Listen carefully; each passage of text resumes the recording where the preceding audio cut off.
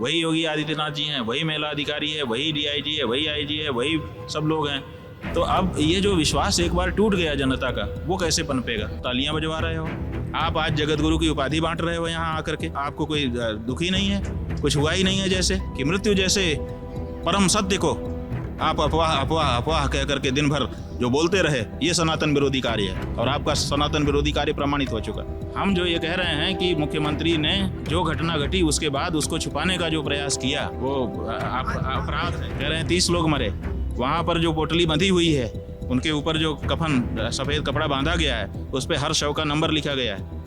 उसमें 58 नंबर दिखा रहे हैं, उसमें 37 नंबर दिखा रहे हैं, उसमें 64 नंबर दिखा रहे हैं। वो कहाँ से दिखा रहे हैं? वो तो जो है भगदड़ हुई उसमें तो उनको मोक्ष मिला है। एक बागेश्वर बाबा करके हैं, उन्होंने इस तरीके का बयान। ऐसी क्रूर मृत्यु, ऐसी पीड़ादायक मृत्यु, ऐसी अपमानजनक मृत्यु, आप सोचिए कैसे अपमान हुआ। 1500 लोग गायब हैं, वो उनके बारे में क्या है? लोग यहाँ पे परेशान हैं कि हम मोर्चरी गए थे, वहाँ पता नहीं चला, हम इस अस्पताल गए, उस अस्पताल गए, कोई बताने को तैयार नहीं है। शंकराचार्य जो है वो राजनीति कर रहे हैं, उनको राजनीति नहीं करना चाहिए, उनको धर्म कर्म का काम करना चाहिए। लोग ये कह रहे हैं कि हम सपाई हैं, हम सपाई होते तो हम सपा के कार्यालय में काम कर रहे होते।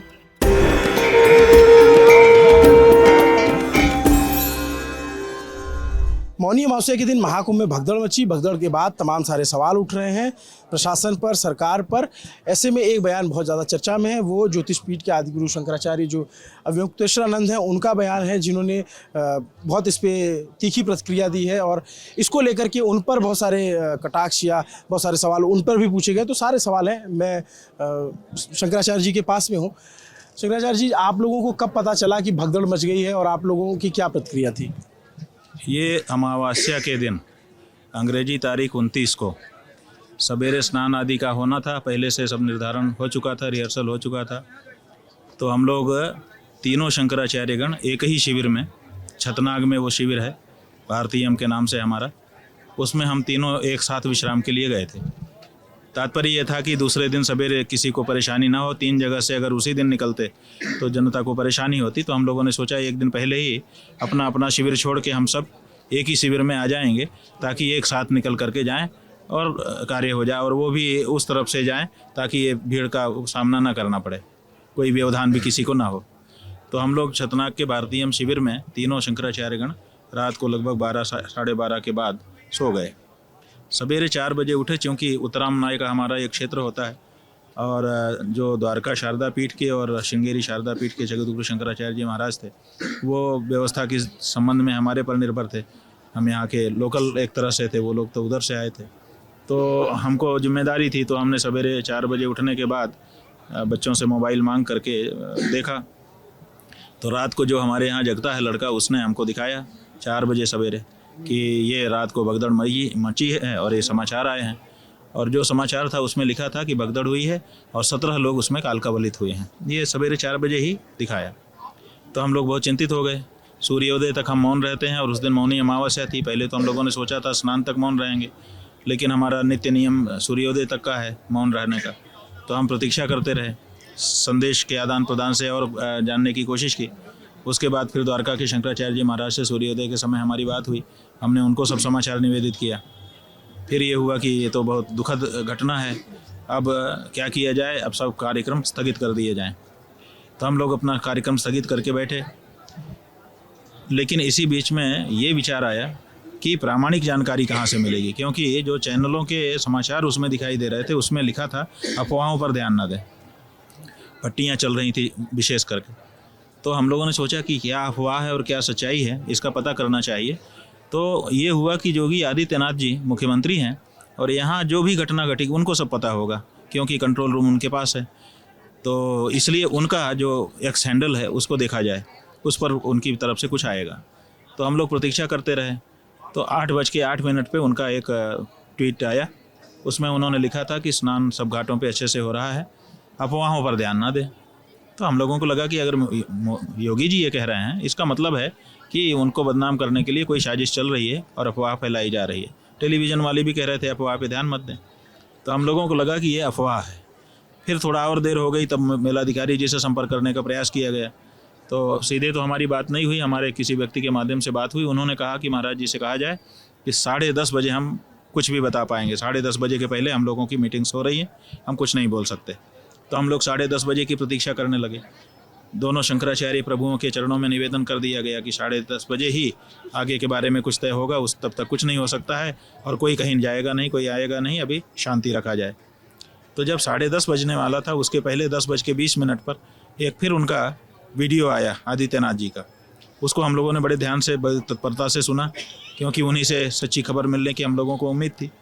तो उन्होंने अपने वक्तव्य में कहा कि रात को कुछ घटना हुई है, कुछ लोग घायल हुए हैं, उनका इलाज हो रहा है, और मृत्यु की तो कोई बात ही उन्होंने नहीं की, और कहा कि इलाज हो रहा है और सब जगह स्नान हो रहा है। और फिर उन्होंने अपने श्रीमुख से भी यही कहा, और जो वीडियो जारी करते समय जो कैप्शन लिखा जाता है, उस कैप्शन में भी यही लिखा था कि अफवाहों पर ध्यान न दें, और उन्होंने अपने श्रीमुख से भी यही लगभग कहा। तो हम लोगों ने समझा कि ये अफवाहें चल रही हैं और छोटी कोई घटना हुई होगी जिसमें कुछ लोग घायल हो गए हैं, और मुख्यमंत्री जी स्वयं कह रहे हैं कि उनका इलाज हो रहा है, तो इसलिए ज़्यादा समस्या नहीं है। थोड़ी समस्या कोई हो गई होगी। तो हम लोगों ने फिर स्नान का विचार किया कि चलो स्नान करते हैं। 10:30 बजे के बाद फिर हम लोगों ने तैयारी की और फिर समय अनुसार निकले। खाली ही था उधर का पुल, कुछ था नहीं। फिर हम लोग अरेल गए, अरेल से जा करके एक नाव पकड़ी और संगम जा करके हम लोगों ने स्नान किए। स्नान करके हम लोग लौट आए, कुछ पता नहीं था। उसके बाद हम लोगों ने भिक्षा स्वीकार की। उसके बाद फिर ये हुआ कि अब अपने अपने शिविर में लौट जाया जाए। इधर हम लोग प्रतीक्षा कर रहे थे, बार बार आदित्यनाथ जी का हैंडल देख रहे थे कि कहीं से कुछ और सूचना निकले, क्योंकि प्रामाणिक सूचना उन्हीं से मिलने की उम्मीद थी। तब लोग जो आता था वही कहता कि इतनी बड़ी घटना हुई है और बहुत सारे लोग मारे गए हैं, लेकिन हम लोग प्रामाणिक जानकारी चाहते थे। तो रात को लगभग 8 बजे या 9 बजे कोई समय रहा है, 7:52 या 8:52 उतने बजे फिर उनका एक वीडियो आया, और उस वीडियो में उन्होंने बताया, थोड़ा सा विस्तार से बताया, और कहा कि रात को ही घटना हुई है और 30 लोग मारे गए हैं।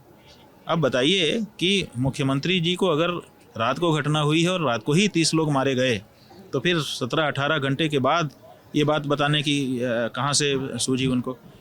उसके पहले ही क्यों नहीं बता दिया? अगर वो संख्या ना बताते, वो कह देते कि कुछ लोगों के मारे जाने की भी खबर है और आप लोग चिंता मत करिए, मैं स्वयं चीज़ों को देख रहा हूँ, तो भी तो लोगों को ढाढ़स बनता कि भाई घटना हो गई है और अब पूरी नज़र है, अब कुछ गड़बड़ी होने की संभावना नहीं है। लेकिन उन्होंने पूरे दिन हम लोगों से ये छुपाए रखा, और छुपाए रख करके हम लोगों को सहज होने के लिए प्रेरित किया, जबकि घटना बड़ी घट चुकी थी। ऐसे में उनके जो लोग श्रद्धालु मरे, उनके बारे में हम लोग अफवाह समझते रहे उनकी मृत्यु को, और हमारे मुख्यमंत्री जी के कहने पर अफवाह समझते रहे। तो ये बात हमको ठीक नहीं लगी, तो मन में हमारे आक्रोश रहा। दूसरे दिन सवेरे हम आए, यहाँ पूजा पाठ किया। उसके बाद किसी पत्रकार ने हमसे पूछा, तो हमारे मन में जो आक्रोश था उसको हमने व्यक्त किया और कहा कि ये ठीक नहीं किया उन्होंने। एक तरह से संतों के साथ, शंकराचार्यों के साथ, हम सबके साथ विश्वासघात हुआ। ऐसा घात उनको नहीं करना चाहिए था, और आगे के बारे में हमको चिंता हो गई। और हमको ही नहीं, बहुत सारे लोग हमसे मिले और मिल करके उन्होंने कहा कि बड़ी चिंता है, आगे कैसे होगा, क्या होगा। और अगर ये स्वभाव है हमारे व्यवस्थापक नेता का कि वो घटना घटती है तो उसको छुपा करके अपने को वाहवाही में डालना चाहता है, इसका मतलब आगे भी घटनाएं घटेंगी, फिर उनको छुपाने के लिए और ज़्यादा मुस्तैदी रहेगी, और ज़्यादा छुपा दिया जाएगा, तो फिर तो पता नहीं क्या हो जाएगा। तो इसलिए हमने कहा कि अच्छा हो कि अब किसी और मुख्यमंत्री को ये दायित्व दिया जाए और इनको कहा जाए कि विराम लीजिए, ताकि एक नया विश्वास जनता में फिर से पनपे। अब उसके बाद से हमको लोग गालियां दे रहे हैं, कह रहे हैं कि ये राजनीति कर रहे हैं। हम इसमें क्या राजनीति कर रहे हैं? ये श्रद्धालुओं के लिए जगह है। स्वयं आदित्यनाथ जी ने वीडियो में कहा है, वो वीडियो हम लोगों ने कई बार देखा है, उसमें उन्होंने कहा है कि 40 करोड़ लोगों के आने की संभावना है, लेकिन मैंने 100 करोड़ लोगों की व्यवस्था की है। तो जब 100 करोड़ लोगों की आपके पास व्यवस्था है, उसमें 40 करोड़ लोग आ रहे हैं, तो फिर अव्यवस्था कैसे हो सकती है? अगर 100 करोड़ की व्यवस्था में 140 करोड़ आ जाएं, तब तो अव्यवस्था की संभावना है कि ज़्यादा लोग आ गए, जितना हमने आकलन किया था। जब आप 100 करोड़ की व्यवस्था किए हैं और 40 करोड़ आ रहे हैं, आप खुद कह रहे हैं, तो और 40 करोड़ तो थे ही नहीं। मौनी अमावस्या के दिन आप ही के शब्दों में 7 करोड़, कोई 10 करोड़, कोई 3 करोड़ कह रहा है, जो भी कह रहा है। तो इतने ही लोग जब थे, तो फिर कैसे इतनी बड़ी घटना घट गई? और फिर आप कह रहे हैं एक ही जगह घटना गई। अब निकल करके आ रहा है, जितने यहाँ पर अधिकारी हैं, जो पत्रकार हैं, जो लोग मेले में घूम रहे हैं, जो दुकानदार हैं, जो कर्मचारी हैं, वो भी तो जगह जगह अपनी अपनी ड्यूटी दे रहे हैं। आज ही 2 लोग हमारे पास आए, वो डर रहे थे वो कह रहे थे कि हम आपसे बात करना चाहते हैं। हमने कहा करो। बोले अकेले में करना है। हम कहे अकेले में क्यों करना है, जो करना है यहीं करो। तो उन्होंने कहा कि हम घटना के संदर्भ में आपको जानकारी देना चाहते हैं। तो उन्होंने हमको वो जानकारी दी। वो तीसरी ही किसी जगह के बारे में बता रहे थे और कह रहे थे कि वहाँ बहुत सारे लाशें हमने अपने आँखों से देखी और उसके बाद बहुत बीभत्स हमने दृश्य देखे और हम बहुत चिंतित हैं आगे के स्नान में क्या होगा, लोग कैसे आएंगे, फिर उनके साथ कोई घटना घटी कि इसके बारे में क्या तैयारी है। तो हमने उनसे पूछा कि आप ये बात हमको क्यों आए हो कहने के लिए। उन्होंने कहा कि हम देख रहे हैं कि कोई सुन नहीं रहा है, आप कम से कम बोल रहे हो, हमारी बात आगे बढ़े ताकि इस बारे में आगे के बारे में आश्वासन हमको मिले। तो आम जनता जो है, बहुत सारे लोग हमको जगह जगह से टेलीफोन करके पूछ रहे हैं कि हमने टिकट करा रखा था, हम अब आएँ कि ना आए। बहुत से लोग सूचना दे रहे हैं कि अब तो हमने अपना टिकट कैंसिल करा दिया।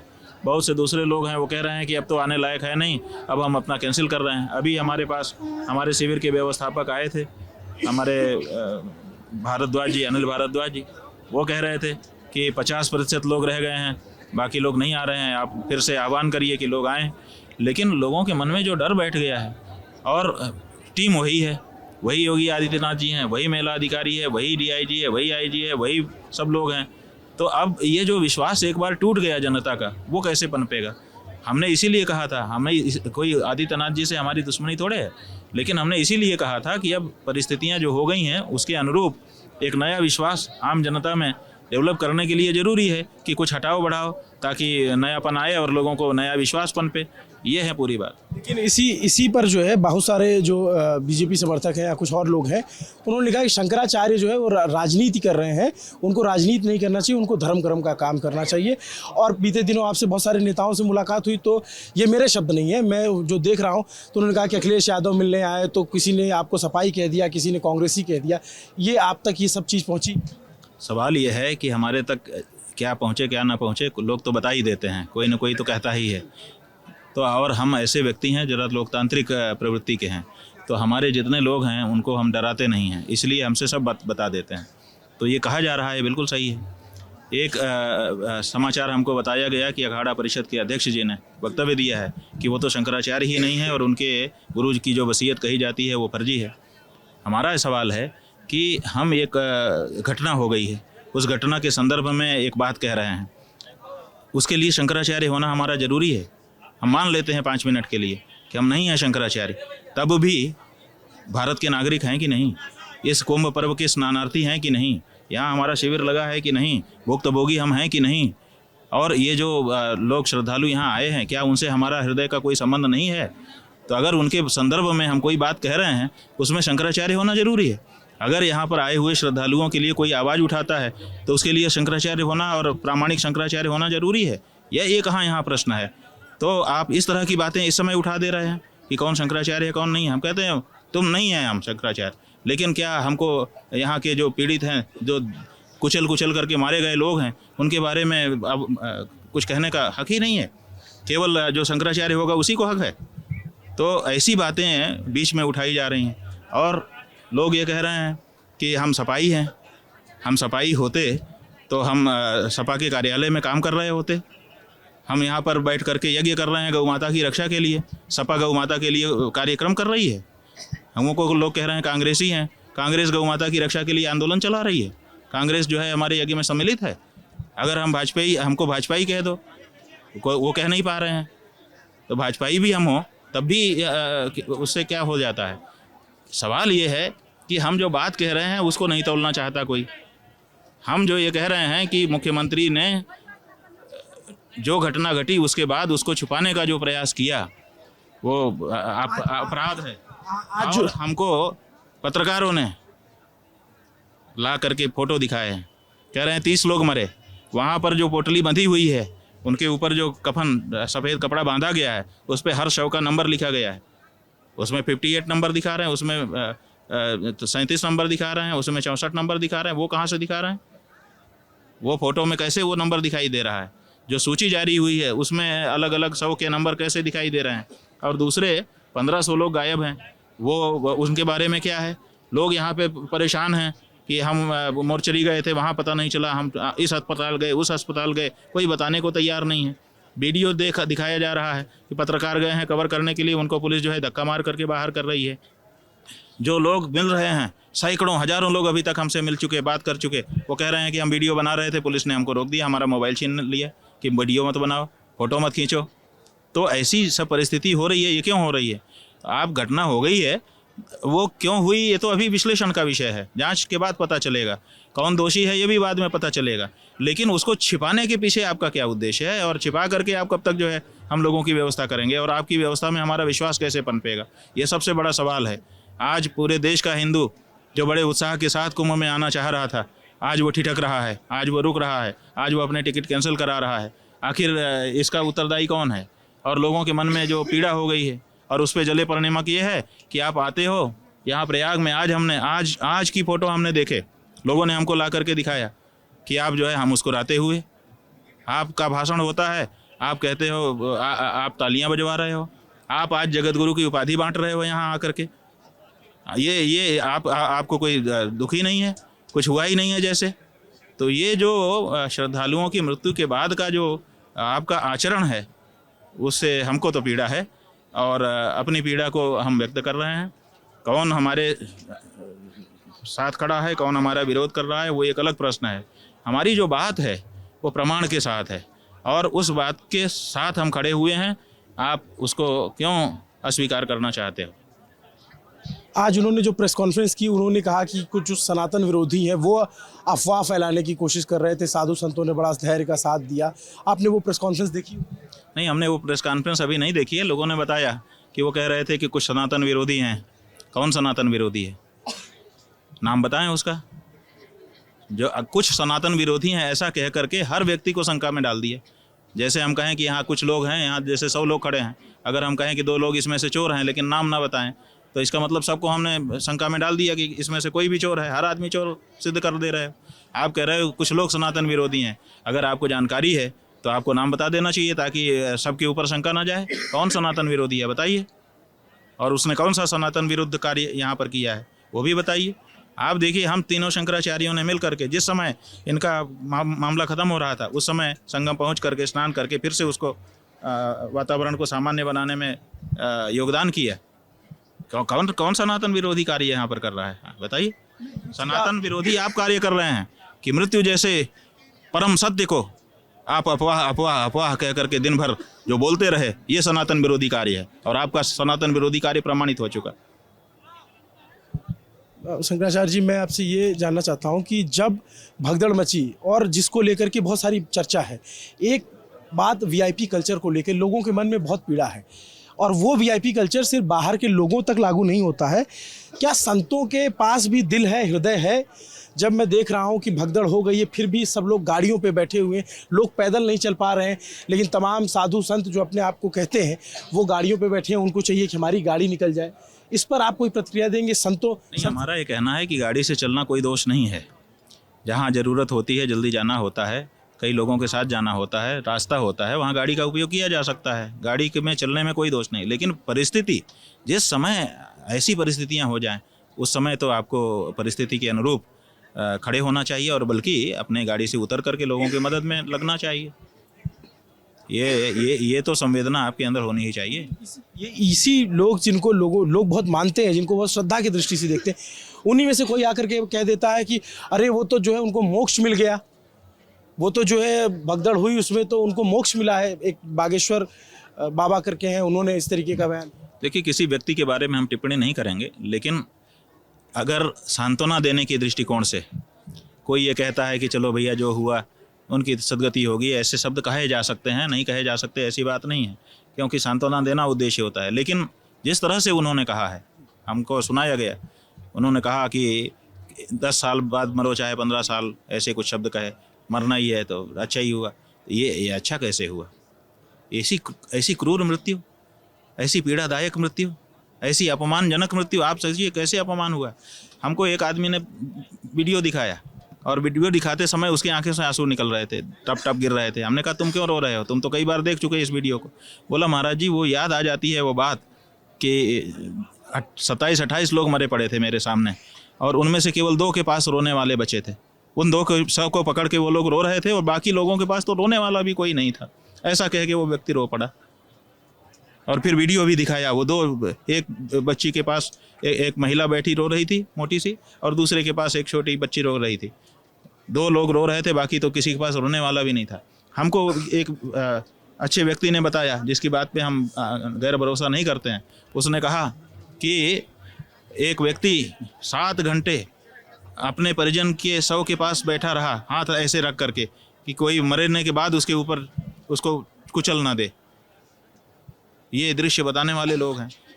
7 घंटे, 5:55 पे घटना घटी एक जगह पर, एक स्थान पर। उसको भी लोगों ने अब कवर किया है, उसको छिपा लिया गया था और वहाँ पर लाशें पड़ी रहीं। 1 बजे दिन में उठाया गया।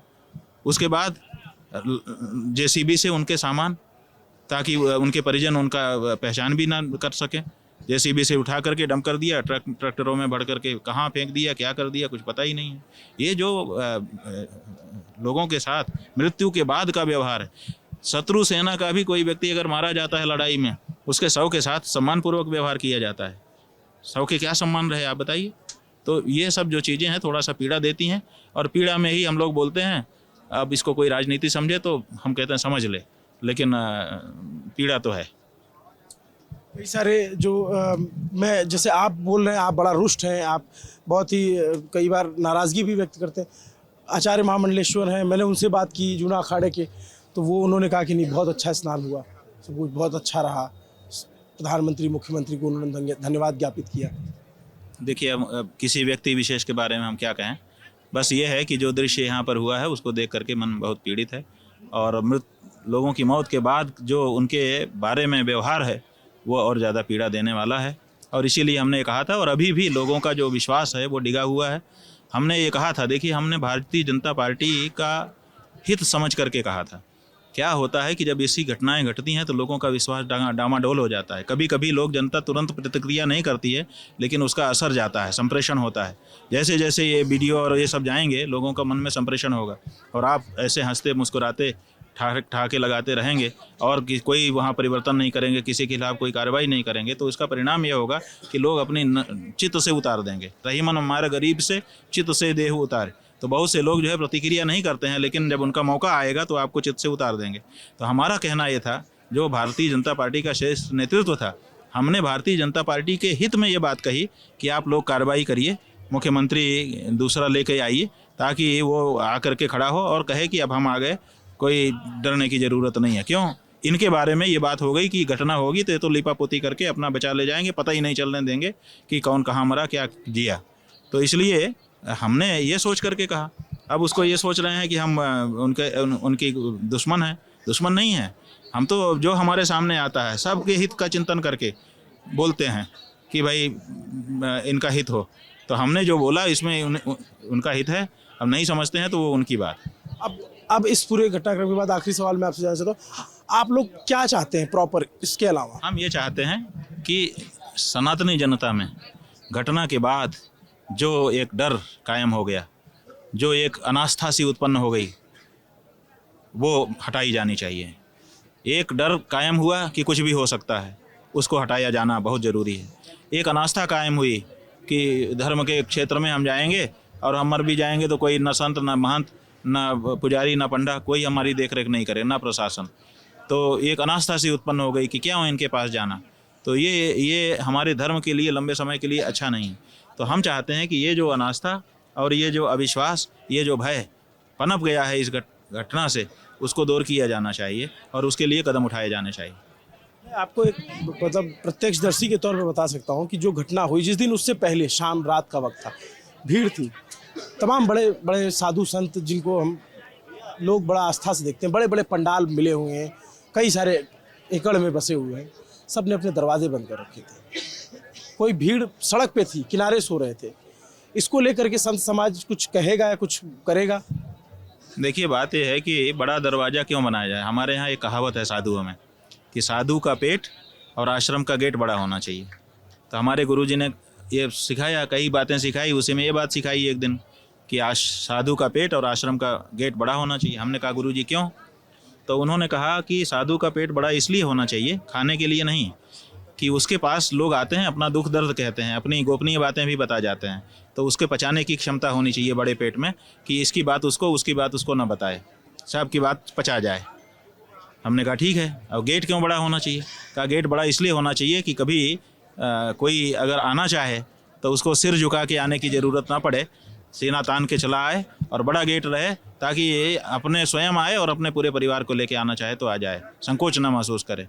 तो जब ये परंपरा है, बड़े गेट हमारे आश्रम के इसीलिए रखे जाते हैं कि कोई भी आए झुकने की ज़रूरत ना पड़े और कम होने की ज़रूरत ना पड़े कि कम होके चलो। तो फिर अगर ऐसी परिस्थिति आ जाए और उस परिस्थिति में लोगों के लिए गेट बंद कर दिया जाए, इसका मतलब कि सनातन धर्म वहाँ पनप नहीं रहा है, वहाँ केवल बोर्ड है सनातन धर्म का, हृदय में सनातन धर्म नहीं रह गया है। तो ये शंकराचार्य जी ने अपने व्यस्ततम समय में से समय निकाल के हमसे बातचीत की। इनके अपने दावे हैं, इनके अपने आरोप हैं और इनकी अपनी मांग है। आप लोग इस पर क्या सोचते हैं कमेंट करके ज़रूर बताइए। नमस्ते, मेरा नाम अभिनव पांडे है, मेरे साथ कैमरे के पीछे मेरे साथी जिनको आप जानते हैं मोहन है। शुक्रिया।